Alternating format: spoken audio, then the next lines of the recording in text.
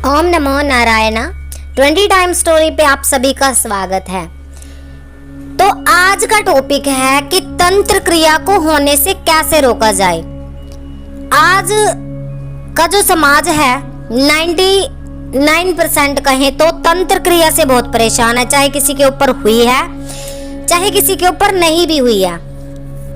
तो ये सबसे पहले तो तंत्र क्रिया कैसे होती है और तंत्र क्रिया कौन करता है और तंत्र क्रिया को कैसे हटा सकते हैं और किस प्रकार से इससे अपना प्रोटेक्शन कर सकते हैं कि हमारे ऊपर अगर कोई तंत्र क्रिया कर रहा है तो वो हो ही ना पाए, इसका क्या सॉल्यूशन है। तो इन सभी टॉपिक्स को कवर करेंगे, वीडियो को फुल वॉच करना।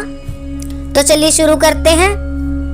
सबसे पहले तो बात करेंगे कि तंत्र क्रिया कौन करता है। देखिए बहुत सारे वीडियोस में आपको मिलेगा कि लोग अक्सर ये कहते हैं कि तंत्र क्रिया करवाने वाला घर परिवार का या कोई रिश्तेदार होता है या फिर कोई आस पड़ोस का या हमारा जानकार।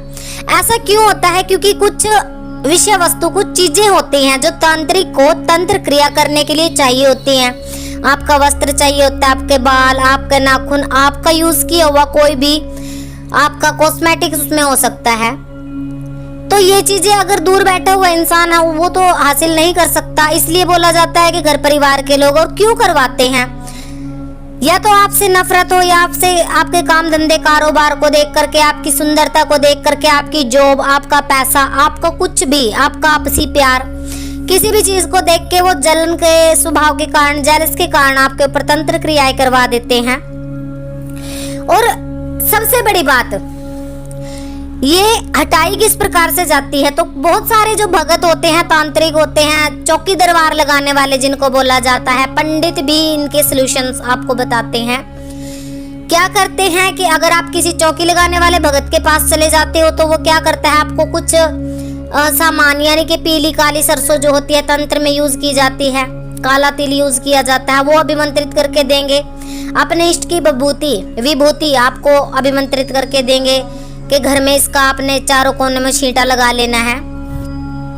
या फिर आपको अभिमंत्रित किया हुआ धागा देंगे, गंडा या ताबीज देंगे कि आपको इसको धारण करना है। यानी कि कुछ समय के लिए कोई भी भगत आपके शरीर से वो क्रिया हटा सकता है। और तकरीबन ये क्रियाएं जो है तामसिक चीजों के ऊपर की जाती हैं। जिन लोगों ने तामसिक वस्तुओं का प्रयोग किया हो, तामसिक चीजों का जो सेवन करते हो, जो अपने देवी देवताओं को तामसिक भोग दे रहे हैं, शराब दे रहे हैं, कलेजी, मांस, मिट्टी, अंडे वगैरह वगैरह भोग देते हैं बहुत सारे लोग, तो उन लोगों के ऊपर तंत्र क्रिया बहुत ही ज्यादा चलती है और तंत्र क्रिया में ये तामसिक भोग चलते हैं।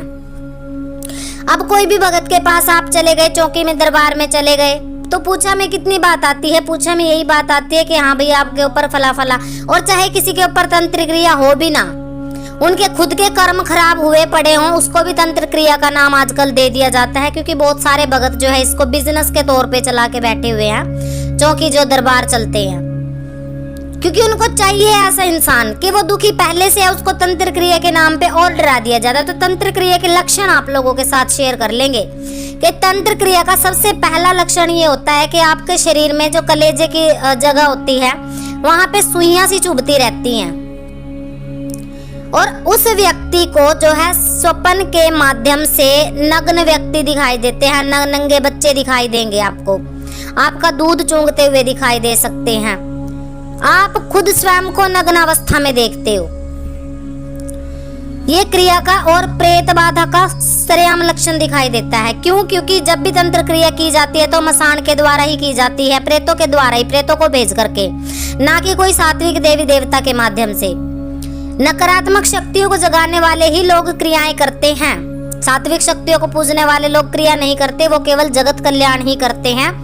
उनके पास क्रिया करने के लिए कोई गंदी शक्ति नहीं होती। गंदी शक्तियों को भेजा जाता है तंत्र क्रियाओं के माध्यम से, आपको बर्बाद करने के लिए भेजा जाता है, आपको बीमारी हारी देने के लिए भेजा जाता है, कुल मिलाकर के सर्वनाश के लिए।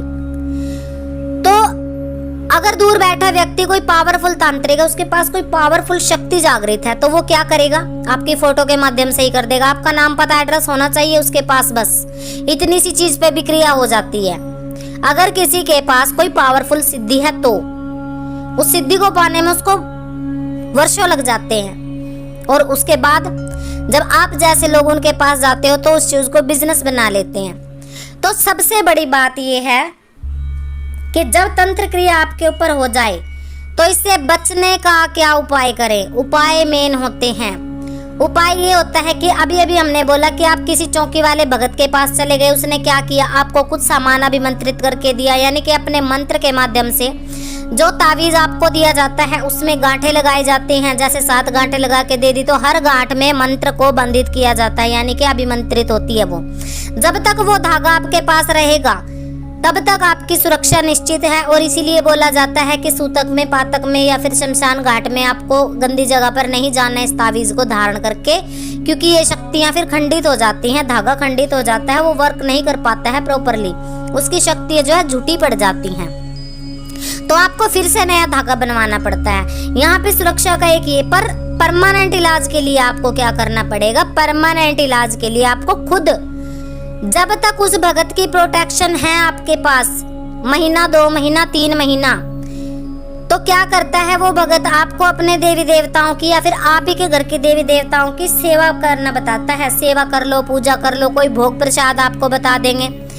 नियमित तौर पे वो भोग प्रसाद और कोई मंत्र अगर आपको दिया जाता है तो आपको वो विधि करनी ही पड़ेगी, क्योंकि आप करेंगे, दुखी आप हो, क्रिया आपके ऊपर हुई है, पीड़ित आप हो, दर्द आपके शरीर में है, तो करना भी आप ही को पड़ेगा।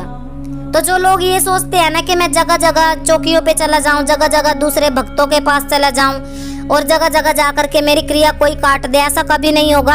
हर कोई भगत यही विद्या ले रखी है सभी ने, सभी के पास यही 2-4 चीजें होती हैं। आप कहीं पे भी भटको, अगर किसी भगत ने आपको बोला है कुछ कार्य करने के लिए तो बेशक आपको थोड़ा दुख आए, संकट आए, तो आप उस कार्य को करते रहें, उस शक्ति को जागृत करें। उसके बाद चाहे कोई लाख जोर लगाए, चाहे आपके घर की कोई गंदी शक्ति हो, चाहे बाहर की गंदी शक्ति हो, आपका कभी कुछ नहीं बिगाड़ पाएगी। सबसे बड़ा और उत्तम उपाय यह है कि अपने घर के देवी देवताओं को जागृत करो। उनको जागृत किए बिना आप किसी भी क्रिया से नहीं बच पाएंगे। उनको जागृत करना बहुत जरूरी होता है। अगर किसी ने आपके देवी देवता को भोग पे मना दिया है, मीठे भोग पे या फिर तामसिक भोग पे, तो आपको वही भोग नियमित देना पड़ेगा। कुछ समय, 1-1.25 साल आपको सेवा करनी पड़ेगी। पर लोग क्या करते हैं, उस सेवा को छोड़ के, उस भगत की बात को छोड़ करके, क्योंकि करना कोई नहीं चाहता, करने में क्या होता है, तकलीफ होती है, करना कोई नहीं चाहता, सबको किया कराया चाहिए, सबको रेडीमेड चीजों की जरूरत है, पका के यहाँ किसी को खाना नहीं है।